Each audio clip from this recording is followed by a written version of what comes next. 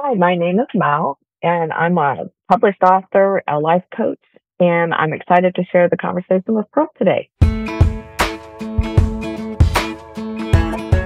Hey everybody, it's Pearl, and we are back again for another Conversations with Pearl. And I'm so excited to bring somebody who is actually here local to me in Tampa, Florida, but I've gotten to know her through our unfortunate connection of our loss of our child. But she is such a spitfire, and I cannot wait for you guys to meet Mal Moss. She is a published author. She's a life coach and a nurse, as well as a healthcare leader. She's also a grieving mother, and she writes about her grief journey because she knows it very well. And I'm so excited for us to have some amazing conversations about this. So if you're sitting back and you're listening, take some notes. Some of this, if you have walked that path of maybe having a loss of a child, it might give you triggers, but I hope we empower you today as we share Mal's story. Hi, Mal. Welcome to the show. Thank you. Good to be here. Yeah, I'm so excited to have you today. So tell us a little bit about yourself. I just give us a little bit about, your background. I know you're, got the nursing background, an author. Mm-hmm. So tell us a little bit about that, and then lead us into, we'll talk more about the journey of what led us both together. Yeah. So, I'm a nurse. I've been a nurse for 26 years. I actually had a career in advertising and marketing and decided to become a nurse. After my mom had battled breast cancer, and I felt like I needed to do something about that and that goes into some of the story of the grief that journey that I've been on. And then again, published my first book. I've been writing for a long time. I found it to always be so healing and help me kind of put my thoughts together instead of just rambling. And so I went back to school and got my master's degree in nursing because I felt like I needed to stay busy, but I also wanted to achieve something no one in my family had done. It is to get a master's degree outside of my uncle, who's an attorney. So it was kind of a personal journey I put myself on. I'm sitting here going, wow, you went from advertising marketing to getting a nursing degree. It's like, whew. But it's what's so interesting about it is you did exactly what we often do in our lives, is like something significant has happened in our life that's impacted our life, our loved one, something in our world that as we go on that journey, we're like, I'm not alone. What can I do about it? How can I help? And so you went on the journey to become a nurse. I mean, you just went total opposite pivotal thing. But at the same time, I could see they're connected because you were marketing how to take care of your loved one, right? It's like the way I could take care of it is to learn what I can do through the nursing and then start applying my skills to my loved one. It's just so empowering that the example of, we come into this world. I talk about this all the time, that we come into this world and we think we want to go this one way because we feel like that's how we're pulled. But truly, that gift of caretaking is what your gift was. And so you started honing into that gift.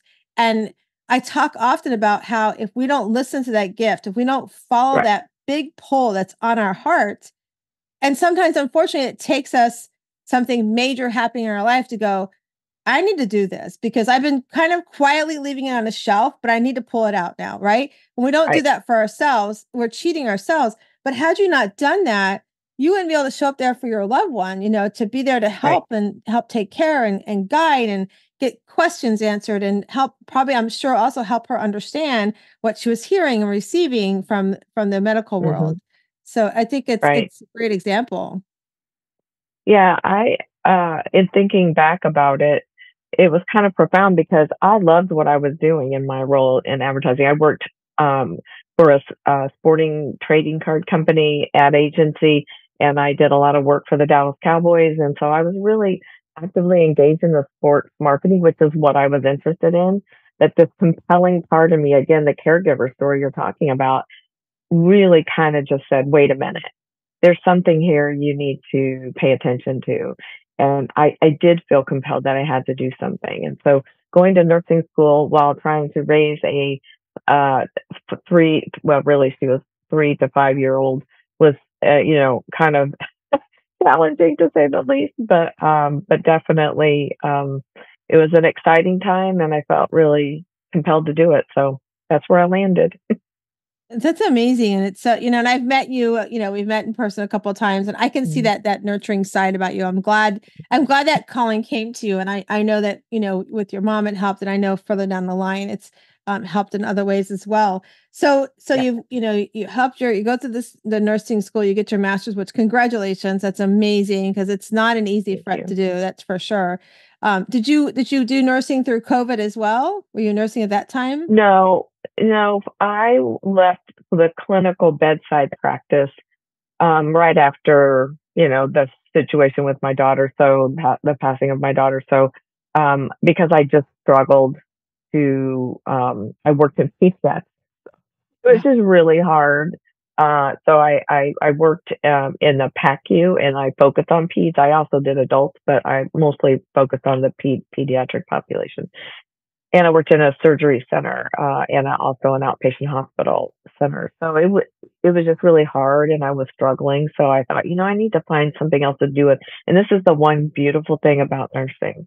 It has been very good to me as far as career wise. I've been able to go multiple places, do multiple things, and learn so much. And so I left clinical practice. I still practice. I'm an RN. I just practice in a clinical consultant role. And I used to do leadership at various healthcare companies, managing nurses, doing case management, so to speak, where they talk to people on the phone and kind of help them navigate through their benefits and stuff. So it's been a great career. It's been lovely to work with so many people. I've learned a lot, and I'm so grateful for it. Just so grateful.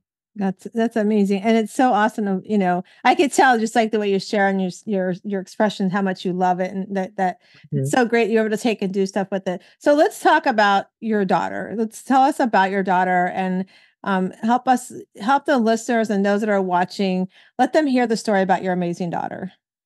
Oh, thank you. So my daughter's name is Brittany. She was born November 30th, 1988. Um, she was a little obstinate. I should have known then we were going to have struggles. She did not want to come on time. We finally made it to the hospital, got delivered. She had a little bit of an issue with her hip, and so we had to deal with a little bit of that for the first couple of years. But then at 11 months, when she was 11 months old, she contracted encephalitis, and she nearly died then. She was in the PICU, so the pediatric and ICU for 11 days, and where she had to relearn to hold her head up again. She was 11 months old. She was just about to walk. And that started our journey that we didn't know would unfold over the many years. But at age 5, while I was in nursing school, I noticed in talking to her, she seemed to be blanking out a little bit. And so I told her pediatrician, they did an EEG and MRI, and it showed she still had some of that residual damage from the encephalitis, and it was causing her to have petit mal seizures. So those are non grand mal seizures. They're more of a just kind of a momentary blink, and if you blinked yourself, you'd miss it. You wouldn't even know.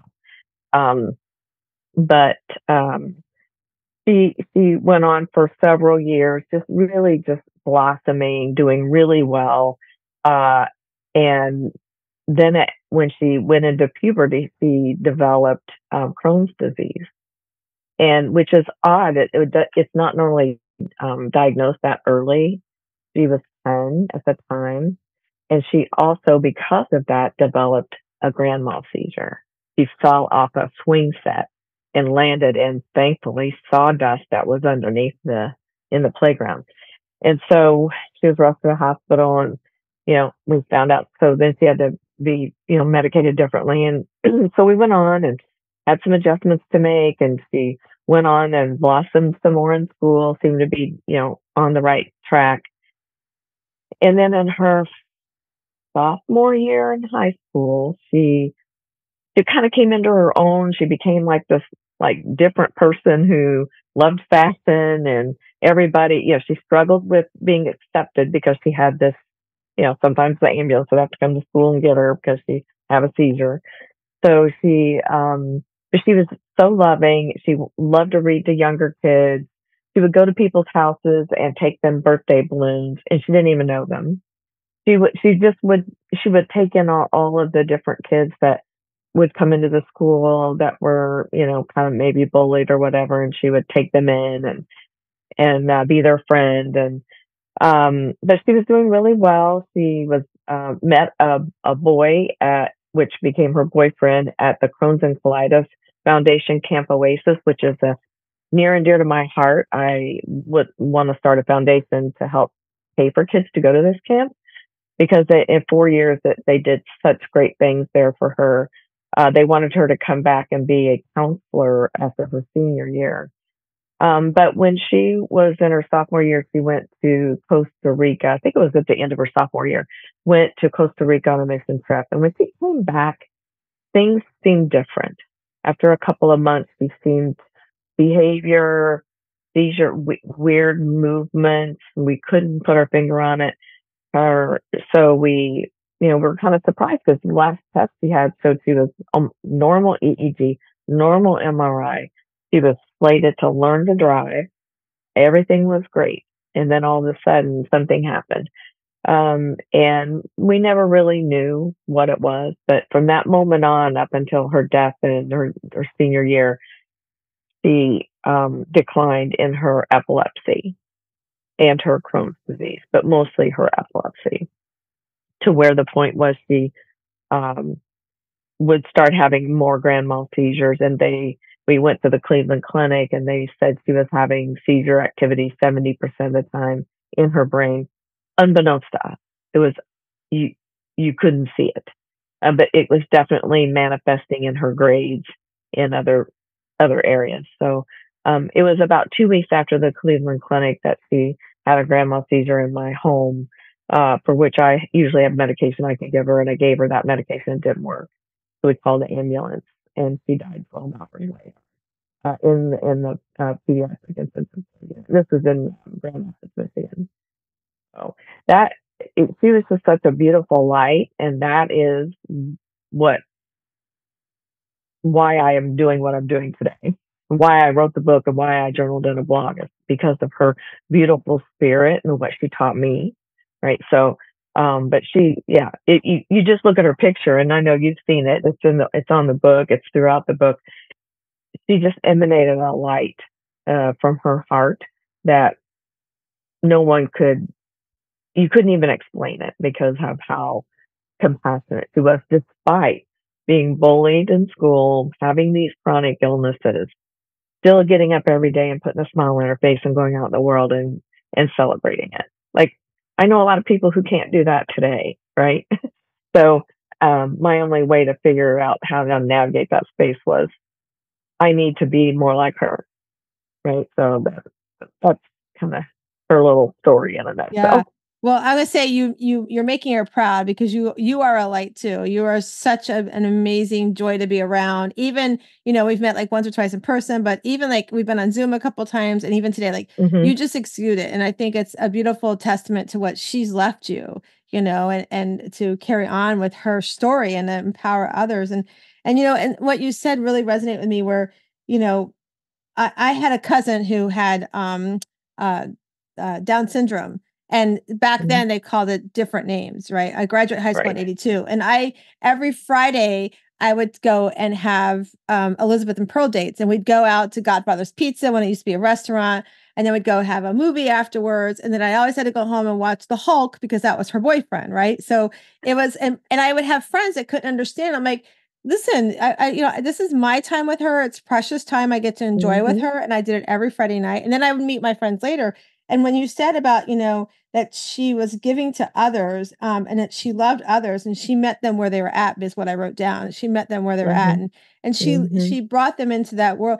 I feel like, and I'm sure you do, I'm kind of getting chills thinking about it. I feel like God said, I'm sending you down here for a short period of time because we don't know our journey. We don't know how long we're here or not here. Right. But I feel like he sent her down here and said, because I want you to leave a light with others. I want others to feel like no matter what's happening in their world or what I've created for them in their life, that they're loved. And like she gave that love. And then And then to think, I'm sitting here thinking, wow, because I do know I have, I have a kind of friend who has those seizures too. And you don't know that they're happening, like you said, and to think that, as she still pushed through life having this and not knowing, like you said, we could blink our eyes and it's happening, is just to watch that she's left that mark on the world to say, even though I had all this going on, I'm doing something to make a difference. And that she left so young, but she left so much wisdom is where I feel like I hear from you. Right. And I mean, my gosh, I mean, to be a mom, I mean, of course and listeners know I lost Matthew in a car accident tragically, but I wasn't there. I talked to him 20 minutes before he passed. I felt his passing, as crazy as it sounds. I did feel him passing through me, but I can't imagine being that mom watching her, like it's happening right in front of you and there's nothing that you can do, that's got to be so overwhelming. Yeah, I think when I think back about those 12 hours, I was in the hospital, and being a nurse, I was trying to separate the two roles, mom, nurse. But as a nurse, I knew what was happening. I knew what was unfolding.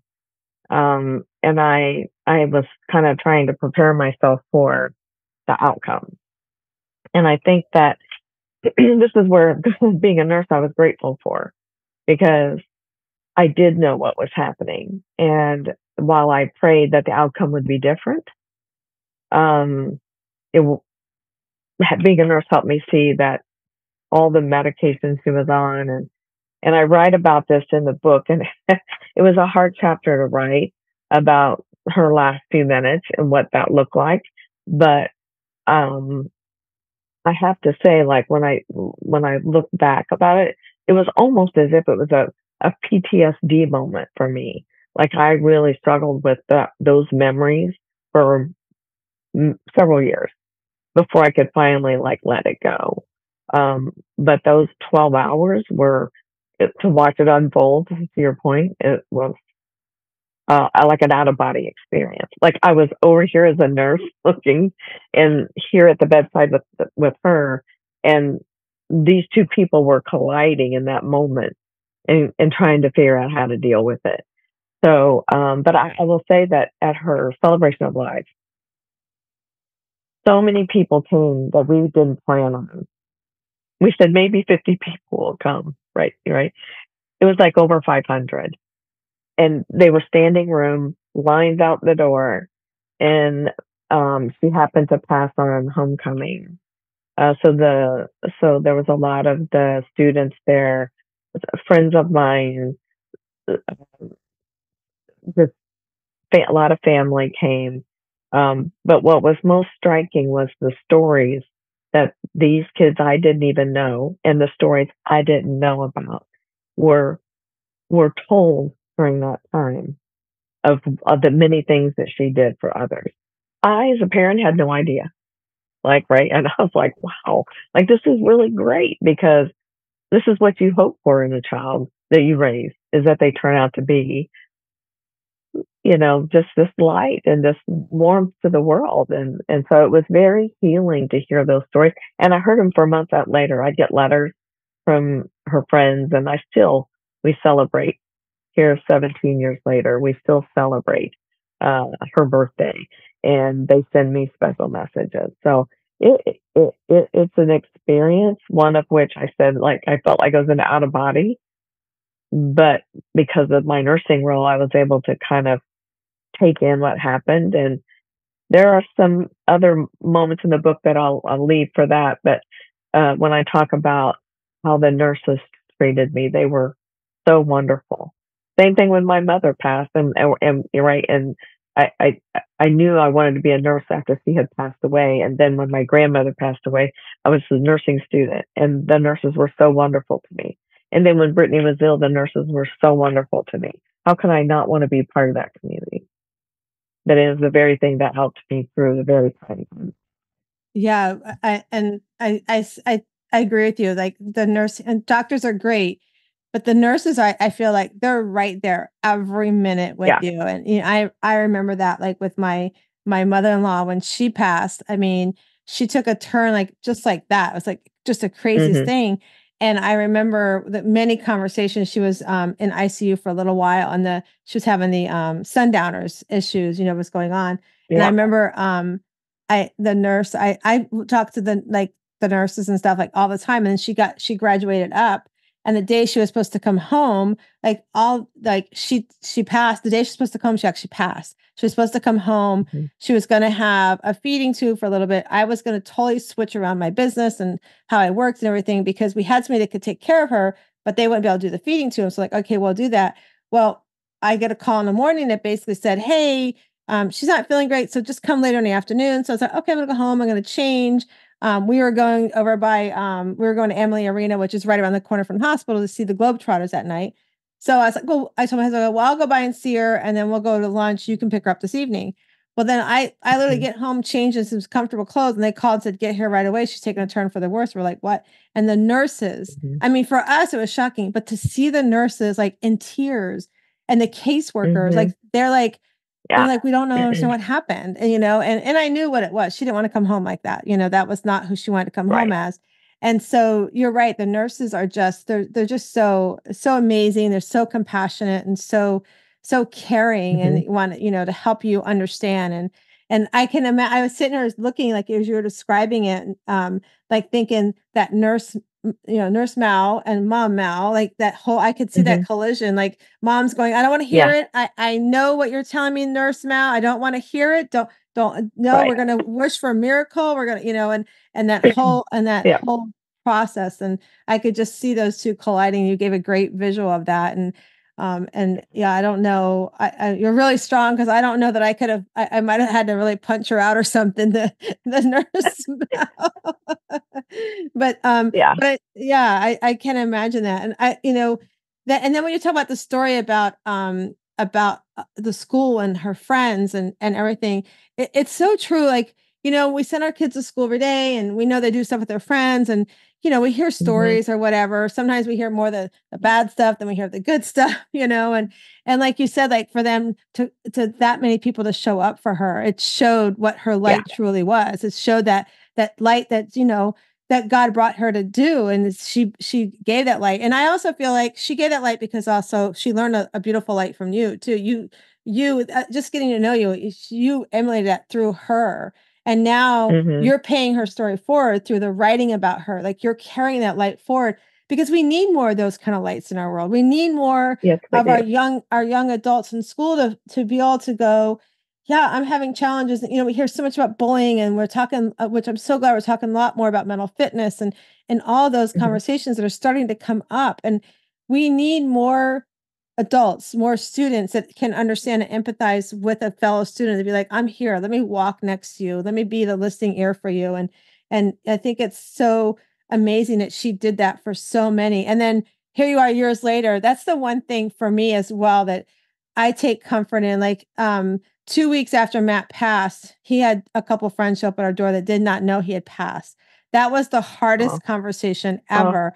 But they were comforting to me. Here I was trying to comfort them. They were comforting me with the stories they shared, right? And like you talked about celebrating birthdays. So Matt's first birthday was, his headstone came in the week before his birthday. I'm like, Matthew, this is a really weird gift you're getting, right?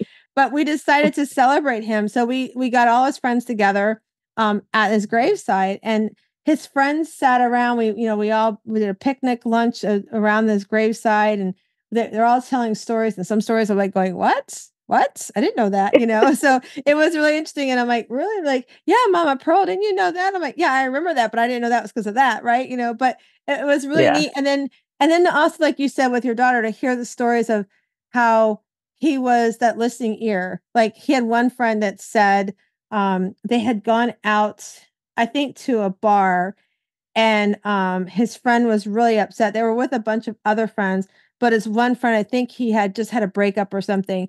And he said Matt could have gone out with the other guys and gone on a dance floor with girls, but he sat and talked to me. He sat at the bar and talked to me and comforted me. And those are the stories that, we want to hear about our kids. We want to hear those things. And that's what your daughter did. And I think it's amazing that you're sharing those stories for her. Yeah, I actually saved a lot of I have a box. I don't know, went through it not long ago. I did this TikTok thing. And to show people, grief is real, and I have all these memories, and they're in a box. They're in this large box, and a lot of them are the things from the celebration of life, and so a lot of the cards and the letters, and there were several people, girls who had written that what she did for them, like how she heard them, how she acknowledged them in their struggles. And so in that, Brittany wrote some very interesting and very insightful poetry, for which I am working on to publish, because she also has some artwork that she had worked on. And so I'm matching it with the artwork and the poetry she wrote. But she wrote about like the struggles that she was hearing and feeling from her friends, and and she felt for them, and was just, I think, taking on some of that burden a little bit to say, how can I help? Because no one else is helping them, right? And those are all the things that you take those lessons away from what our kids have taught us. And I like to think that maybe I had some influence on that, is what you said. But I think she was just an extraordinary, and again, sent here for a very short time. And I'll say this last thing about it was when her boyfriend was really struggling after her passing. He's like, why would God let me meet someone who he was going to take away? And I said, you have to remember, she was sent here with a purpose. And one of her purposes was to teach you that you are worthy of being loved. Because he too had the same condition for which they met at camp, at Camp Oasis. And those kids often feel rejected. And he's blossomed into this wonderful adult man, and has a wonderful life. And you just have to wonder, if that collision had not happened, and I call it a collision because he shook up his world, what would have happened? What would have been the outcome, right? And I think that that story too is why it's so important that we have purpose in connecting with each other, and kind of empowering us to do things and see things differently, and then go take that forward and go empower others, right? That's the lesson I took from all of that. Yeah, no, and it's so true. You made me think about Matt's girlfriend when you said that, because that was one of the things she sort of said, not those exact words, but along those lines, like, why would I, him come in and then be taking away? And she has since moved to New Jersey, so I miss her dearly, but she's got an amazing daughter, Evie, and Evie's just recently been gotten some challenges that they got confirmation on some things health-wise for her. And I remember that she always tells me that Matthew saw it early. Matthew saw it early. So I'm like, maybe Matt came in so he could help you see some of that, and also she's an amazing, amazing, strong young girl. Like I mean, here she was pregnant, and she worked her tail off to save money to move to Florida while pregnant, all on her own, by herself, single mom, not even delivered a baby yet.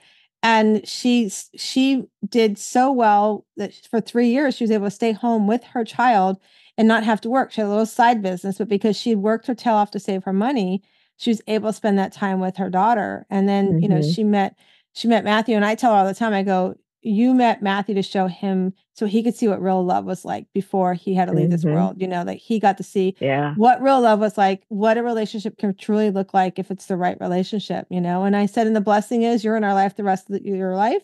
And when you meet the right person, that he'll come along, and she's like, no. And I'm like, don't say no.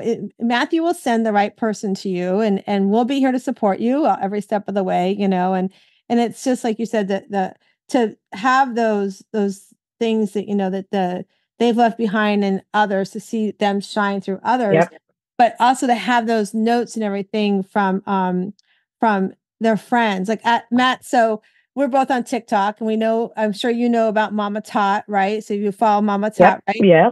So somebody Ophelia. So, and she's listening. Hello, Ophelia. So somebody had sent her this box that they kept at the graveside, and they put a notepad in there. When friends go visit, they can leave the notepad. So before Matt's headstone was there, I had that there, and some people wrote notes in there. But now the headstones they're very strict about what you can put there. So I'm trying to find a notebook that sits in between the vases. But she just shared the other day. So for her, before her son passed, she had seen a bluebird feather. So she picked up this bluebird feather. And then when her son passed, like a week or two later, I don't know exact timeline, she put that feather in his casket, right? So people were sending her all these feathers. And I'm sharing the story because it's really, I don't know if you saw recently, she was on a podcast. I can't remember the podcast they interviewed on. And they asked her about the feathers.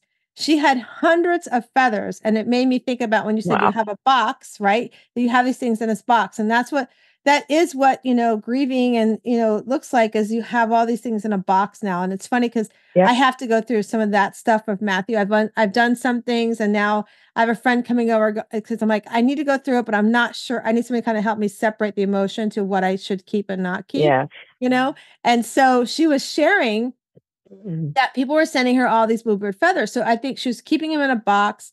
And I don't know if maybe she was going to make something with it. I'm not sure. But she was sharing the story that in the early morning one day, the warden came and knocked at her door and her husband answered the door and they asked for his wife, asked for Ophelia. And I guess they live on property. So she thought somebody maybe had done some hunting on the land. So they thought that's why they were coming. And the warden said, I hate to have to do this, but I understand you have some bluebird feathers. And she's like, well, yeah, what's the big deal, right? And have you heard this story? No, but it just makes it resonates with me for so many reasons. But yes no. So so she looks at the warden, she goes, well, yeah. And the warden says, well, I have to take those feathers from you. And she's like, what? I don't understand. She doesn't understand. He says, well, it's a fine, $250 per feather to have them. You're not allowed to have them. And I was like, I'm listening to us going, oh my gosh, she said she had to give the feathers. And they said, we know you didn't know.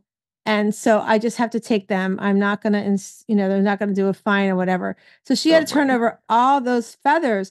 And in my grieving mom moment, I was like going, oh my gosh, these things were so comforting for her. They were comforted. People were thinking of her, sending her. And now she has to give something of kind of, it wasn't him, but that remembrance of him away, And so it is, those that are listening, it was a federal government warden. Do not pick up a bluebird feather on the ground. I guess they call them the songbird feathers or the songbirds. You're not allowed to collect those feathers. And so I thought as like I said, as a grieving mom, I thought, wow, we go through this journey of grief and things pop up, we have these waves that come. And I believe that I have to let the waves come. I mean, for me to bury them, it's not healthy at all. And no.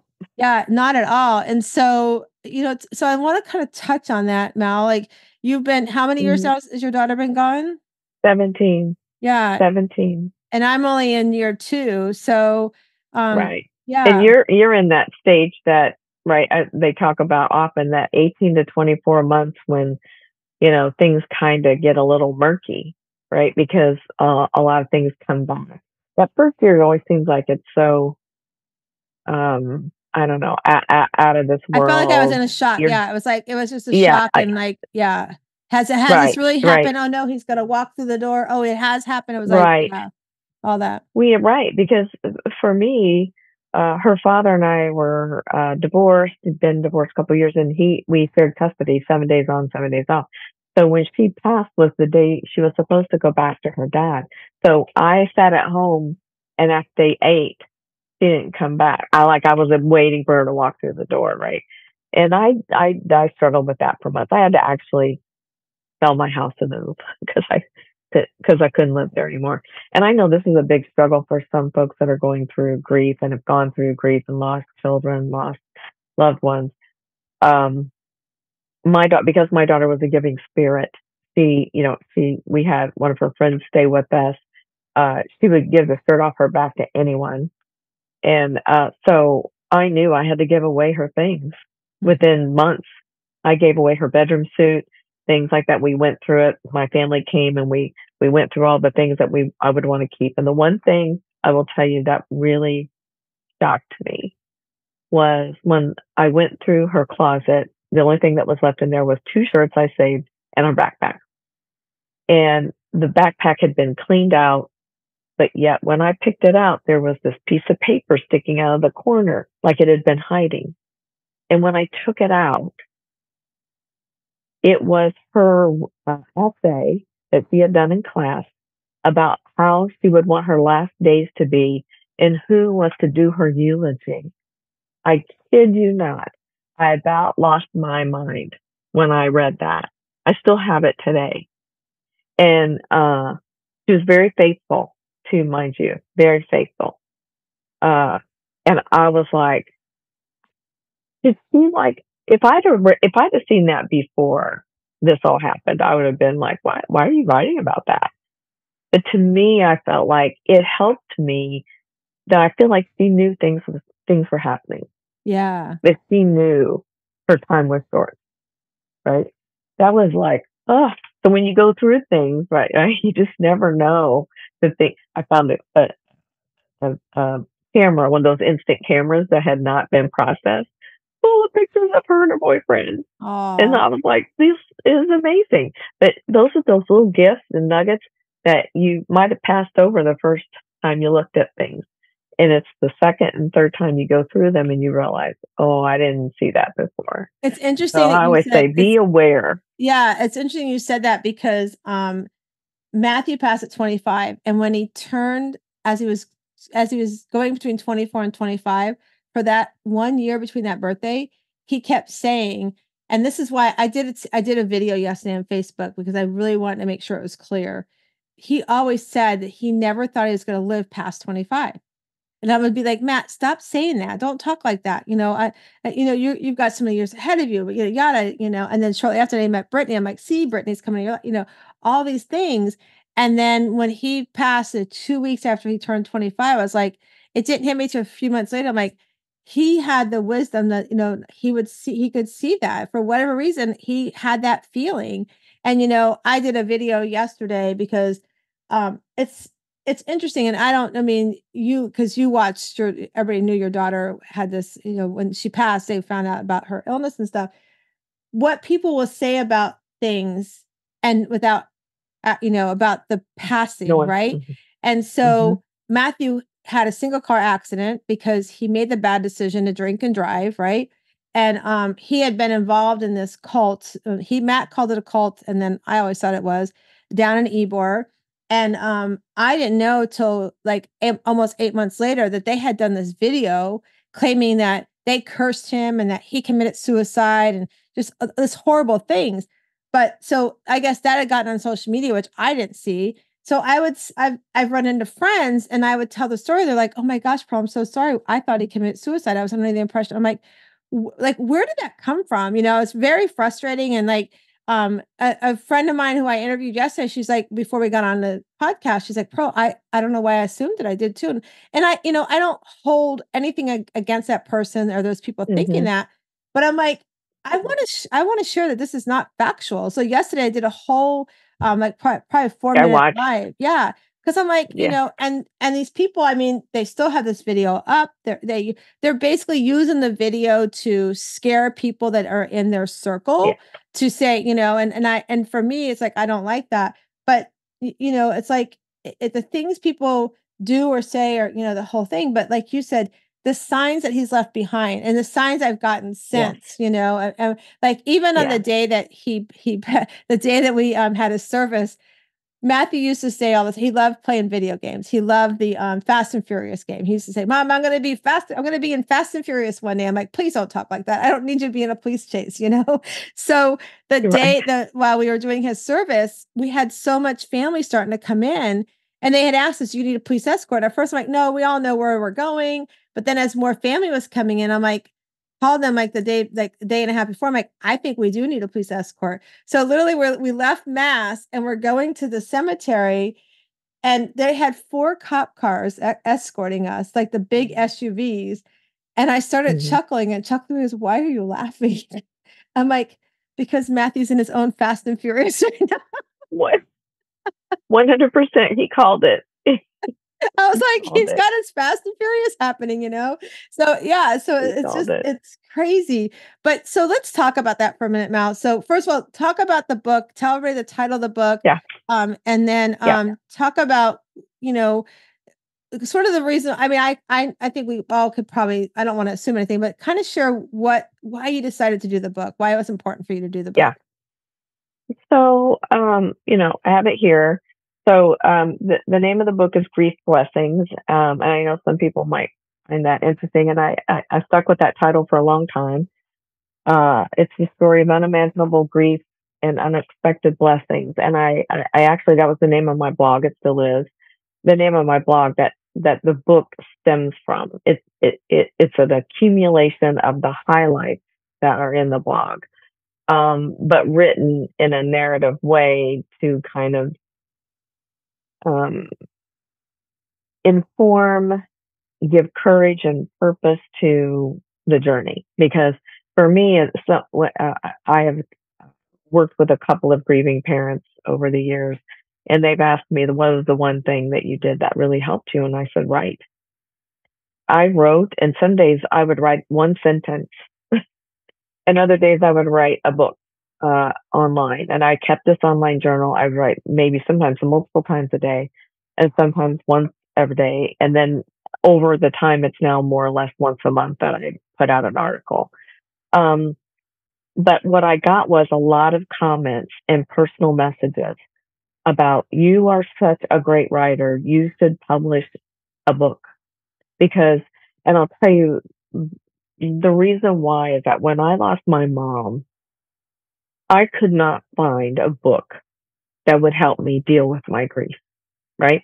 My mom died just 2 months before Brittany was born. So I was really in a dark place. And I just stood at a bookshelf at Barnes and Noble, I'll never forget it, Evanston, Illinois. Sat there, was looking at book, trying to find a book, and I couldn't find one. And something, I don't know what it was. I still think it's divine intervention. But the book on the shelf, and it was Motherless Daughters by Hope Edelman, who I adore. She's fabulous. So I read her book, and then I was walking out the door. I kid you not, and she's coming in a few weeks to sign her book and do a little session. So I went. It was the most healing experience I ever had, and it made me think. You know what? Writing about your experience can help others. So catapult me forward. With Brittany being born, and I really didn't write much about those times other than in private journals. But once like a few months before she went to the Cleveland Clinic, I started writing. And of course, then after she passed, I really wrote profoundly. And some of it was very dark. So I poured out. I didn't hold back. I wrote, and some people were scared, and they would knock on my door and call me, and, are you okay? And but what I found was, when I was able to do that, I wasn't holding it inside anymore. It was taking it from here, the sorrow, and putting it on paper. And for me, it was then I could go back and reread it. And it has then since become my timeline of grief. It has just showed me my journey from beginning to now. And I have come so far, and I've helped so many. And the writing the book it's not, the book is, if it gets into the hands of the people that feel alone, that the intention is the book is going to help you feel you're not alone. And that's how I take it. Like, I want this book to be a light for those who are struggling. And listen, I know I was there. I was there in those first few years. I still have bad days, but they're fewer, less intense, so to speak, more insightful, thoughtful, grateful, but still, struggle. And I go back to my own book, but there was another person's book who helped me tremendously. And so this is why I knew that, for me, if I had two books that helped me do it with my process, I needed to take what I learned, because there's not much out there about losing your only child. And Brittany was my only child. So the trajectory of your life changes. You know, uh, no weddings, no being a grandparent, like it's, it's different. It's just my whole life is different than it was then. It's totally different. And so helping people with that was the struggle. I could not find anything to help me understand why I was feeling the way I was feeling. And what I found out was it was okay to feel what I was feeling. It was okay. So that's why I wrote the book. One of my favorite chapters in the book is chapter 12. I talk about my faith and my best friend, Job. I feel like Job and I connected in so many ways in that chapter because of all that had been taken from him, as God promised it would be returned. And it's just returned in a different way. It's not the way you had it. It's the new way. And so that's one of my most favorite chapters in the book is chapter 12. That's amazing. Yeah, it is. It's like return in a totally different way. And like you said, I remember when I first went to my first grief group, I go to one once a month, and there was a lady Mm-hmm. that was sitting there, and I think she was about 15 years, kind of close to you in length from her, losing hers. I think her son, and I believe, I don't remember, she also lost a grandchild.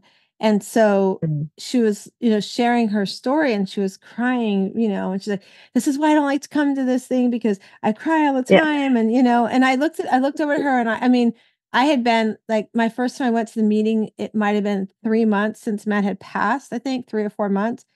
And I looked over and I said, can I thank you? Can I thank you because you're showing me that even 15 years from now, I'm going to Yeah. have this kind of wave, and it's okay.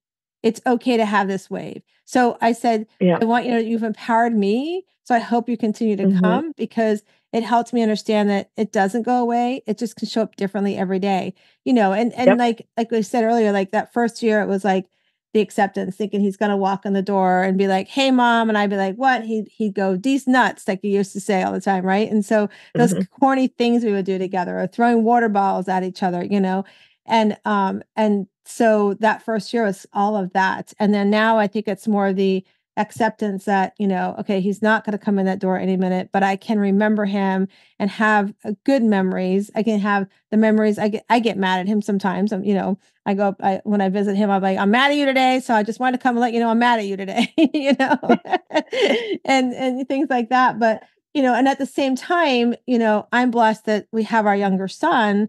And, Mm-hmm. it's one of the struggles that I find is to make sure that Nate lives so much in the journey of Matthew's challenges that I don't want it to now his passing be the grief that overshadows his future success. Right. Right. So it's that trying to like find that balance or that harmony, because I never believe it can be completely imbalanced, but finding the harmony between the celebrating and the grieving. It's crazy. Like I have a last picture, like 8 hours before he passed, that I have sitting on the beach, to now, the memory of that was the same day that, he left us. And so, yeah, I mean, it's like those waves. And I'm a firm Mm-hmm. believer, and I'm sure you are too, Mal, that we have to let those waves come, because if we push them down, Yep. it doesn't do us any good. Right. No, I wrote about that a lot in the book, and on my blog. You can't escape it. It will hunt you down until you acknowledge it. So just acknowledge it right away, let it happen, and then take a deep breath and step forward. Right. I tried to run from it. It was not pretty. And that was the biggest lesson I learned, is that you just have to, like, some days you just have to go and sit down and have a good cry, or Yeah. you have to do whatever it is that helps relieve the buildup of pressure that Right. occurs. And the more you fight it, the bigger and larger that pressure becomes, and then it's harder to get yourself back together again, right? I talk a lot about that because that is the one thing I learned the hard way, Yeah. Yeah. was to stop running from it. Yeah, I had my last big episode. Actually, Thanksgiving, we were on our cruise, and on Thanksgiving Day, it was our first family vacation since Matt had passed. And Thanksgiving Day, I don't know what, I don't even, you never know what it just happens. And I felt very overwhelmed and with grief. And Chuck's like, come on, let's get out of the room. And so we went to go try to meet up with the family for breakfast/lunch. And we're sitting there and I have my Mhm. sunglasses on. I'm like, I can't sit here and just act like we're just having normal conversation. I was really That's right. upset and, and I was like, so I had to leave the table and I went and sat out poolside, like near the balcony kind of area of the pool. And I just like kept my glasses on. I just let cry. And Chuck came out, and he's like, I'm like, you don't have to sit with me. He goes, yes, I have to sit with you. I want to sit with you, because I feel it. And so Yeah. what was hard though was like to not have the other family even sort of acknowledge that Oh, thing, girl. like that, I was like going, how do you just and then I found myself, you'll find this interesting. I found myself later apologizing because I was so upset at the table, right? That I was so overwhelmed Mhm. and still crickets. Like, and Yeah, this is like, I was like going, and these are very close family members to him. And I was like going, like, there's no, and I think probably part of it is that not knowing what to say. Like people just don't know what to it is. say. And for me, and if you're listening to this, for me, I always say, just say that. Pearl, I don't know what you're feeling. I can't Right. imagine. I just don't know what to say. Silence is not good. Yeah, silence is Silence is worse for not good. me. Yeah. It's like Yeah, just say that. I had the same problem. Yeah. Yeah, I experienced the same thing with friends, with family. And not to say I had some extraordinary friends. I had a friend who sent me cards and small gifts every little holiday for years because she felt compelled to do that. But then, you have people that you thought were your friends and because they don't know what to say, they choose to say nothing. Right. And I I held a grudge about that for many years until I learned that my job is to help people understand that it's okay to just come sit beside someone and just say, I'm here. You Right. don't have to have the answer. You don't have to have the right words to say, but the lack of acknowledgement speaks more than anything else, Yeah. That right? The was lack of like, acknowledgement. I was sitting there going, like, even after I said something, was no response. It was just very, and it was very disheartening. I actually, after I did my video yesterday, I had a friend reach out to me, and it was so sweet. She reached out to me and said, she was like, tell me the video was really beautiful, and that she Mhm. was apologizing for not offering more support over the last year, and I'm like going, that was so sweet, and she's like, she felt like, I also feel like I'm burning you because I feel like I can't help as much as someone local because she's in Canada. And I was like, I Mhm. messaged her back. I go, oh my gosh, you just got married. You have a brand new baby. And how sweet you're thinking of me, and it kind of can go both Right. ways. I haven't reached out to you with, you got a brand new baby, bought a house, you got married, but that's a lot to put on your shoulders in less than a year. And I was like, it's okay. But at least, just that acknowledgement was so powerful. And, really, Yeah. as somebody who's grieving, if you're listening to us talk today, no matter what grief, whether it's, somebody who's lost a child or any kind of loved one, or even somebody who's like going Mhm. through a grieving of a divorce or loss of a job, Right. don't just reach out and be like, I talked with somebody yesterday and we were talking about send flowers or drop off dinner. Don't even ask Send a what dinner, note. even if Right. you don't know if they like the dinner or not, just drop it off, and stuff Right. like that. I've been known to get on an airplane once or twice and go visit a friend because I hadn't heard from them. I'm like, I'm at your door. What's up? Let's talk. So we Mhm. have to remember that. But I just looked down. Our time is like flying by here. So Mal, this has been Great awesome. conversation. Yeah. So can you share how everybody can reach out to you? We're going to put it in the show notes and everything too. But what's the best way somebody should reach you? Um, honestly, I have a Facebook page. That's the name of Unimaginable Grief, Unexpected Blessings. It's public. People can reach out to me there. They can send me an email. I can make sure you have that information. The blog, of course, like I said, the actual blog is My Soul Speaks on WordPress. People can message me there. I'm totally open to talking with people, helping them, directing them to something I've written that might be, relevant to what experience they're having in that moment. I've done that in the past, and that's been very helpful to some people that have outreached me over the years. So, any way really is, and I'll make sure you have all that information. Awesome. And we'll make sure we put in all the show notes as well. So thank you so much. All right. So those that are listening, that if you've been with me for a while, you know the next thing we're doing is our Better Questions, Better Life cards. And if you're new to listening to us, these are a group of over 70 cards that my friend Carol Gill and her friend Diane Allen created these cards. They're meant to help you start your day. Maybe you meditate on, maybe you journal on, or maybe just give yourself some motivation for the day. So I'm going to shuffle them. Mal's going to tell me when to stop, and we're going to ask her the questions she gets on her card. So here we go, Mal. Tell me when to stop. Okay, stop. Okay, your card says, how satisfied am I with my results? I'd say very satisfied. Because I feel like I'm moving forward. I'm achieving goals. They were kind of murky in the beginning, but I think that they have formed together.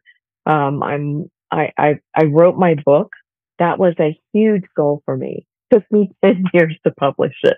Right. So I'm satisfied with it. I self-published it. So, that was part of the struggle, but I'm happy with it.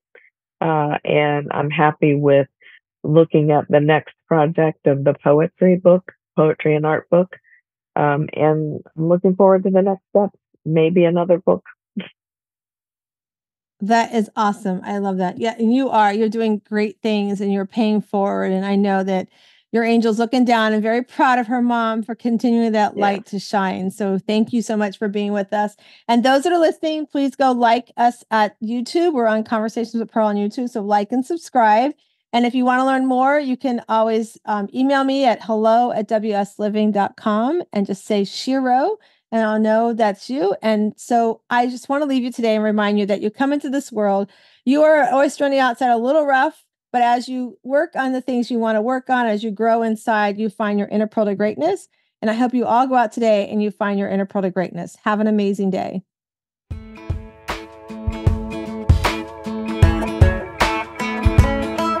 Hello, sunshine. Good to see you again.